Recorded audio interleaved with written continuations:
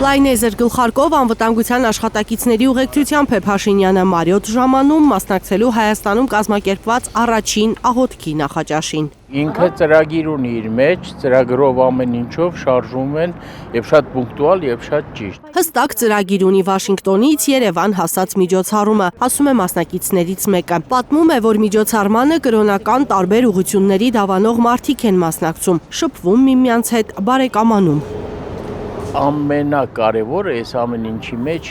բարեկամությունը, բարեկամական մթնոլորտը։ Հայ առաքելական եկեղեցու հետևորդ եք։ Ես հայ քրիստոնյա եմ։ Հայ առաքելական եկեղեցին մեր եկեղեցին է։ Մենք ավետարանական եկեղեցու հետևորդներ ենք։ Բայց ավետարանական քրիստոնյաներ ենք մենք։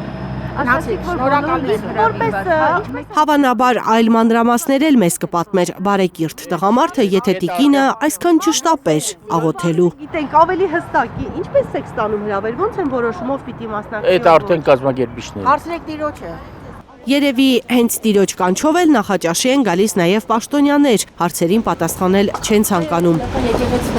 Մյուս մասնակիցներն ասում են, որ հրավեր են ստացել նամակի տեսքով իրենց էլեկտրոնային հասցեին ու գոհ են միջոցառումից։ Իրենց կարծիքով հիմա, երբ Հայաստանը սկսել է աղոթել, ամեն ինչ լավ է լինելու։ Փառք Աստծո, շատ լավ տպավորություն, եթե Հայաստանը սկսել է աղոթել, ուրեմն ամեն ինչ լավ է լինելու։ Նախաճաշ տալիս։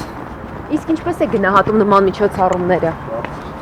Հոգևորականի սքեմը աշխարհիկ հագուստով պիջակով է փոխարինել մոտ 1 ամիս առաջ կարգալույծ եղած Ստեփան Ասատրյանը, որ շտապում է հյուրանոց աղոթելու, հարցազրույցից հրաժարվում է։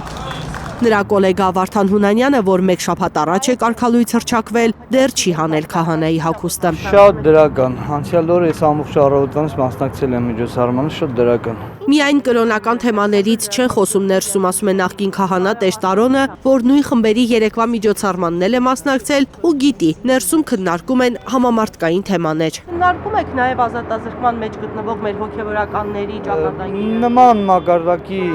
հարցեր չեն, այլ ընդհանուր գլոբալ մակարդակի հարցեր են քննարկում։ Նկատի ունեք դա փոքր հարց է։ Նկատի ունեմ ոչ թե ինչ-որ անձնական, այլ ընդհանուր համաեկեղեցական, համաշխարհային մարդկության, կանանց իրավունքների, ազատությունների, բռնությունների նման ավելի գլոբալ հարցեր են քննարկում։ Իսկ արտերկրից ժամանած մեր հայրենակիցները գիտեն, որ Հայաստանում կալանավորված հոգևորականներ կան, որ աղոթքի նախաճաշ կազմակերպած իշխանությունը, ինչպես մայրաթոռից են ահազանգում, հակաեկեղեցական արշավ է սկսելու մասնակցում է բռնազավթված Հովհաննավանքում Սուրբ Պատարագի անվան տակ ներկայացվող սրբապիղծ բեմականացումներին։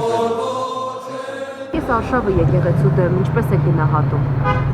Այդ դեսակ նյութերում է չեմ մտնել, ես վաճառական եմ, պոլիտիկով չեմ զբաղվել։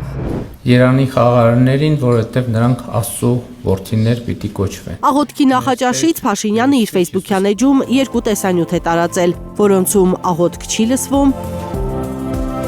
նախաճաշ չի երևում։ Փաշինյանն է արտասանում 31-րդ Սաղմոսը։ Շատ են մեղավորների տանջանքները,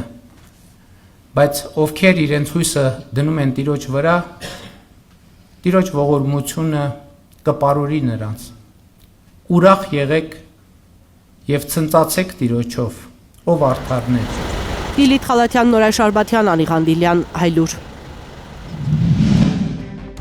Հայաստանում եւ աշխարհում տեղի ունեցող իրադարձությունների մասին առաջին իմանալու համար բաժանորդագրվեք մեր ալիքին, սեղմեք զանգակը, որ բաց չթողնեք ամենահրատապը, ամենակարևորն ու հետաքրքիրը։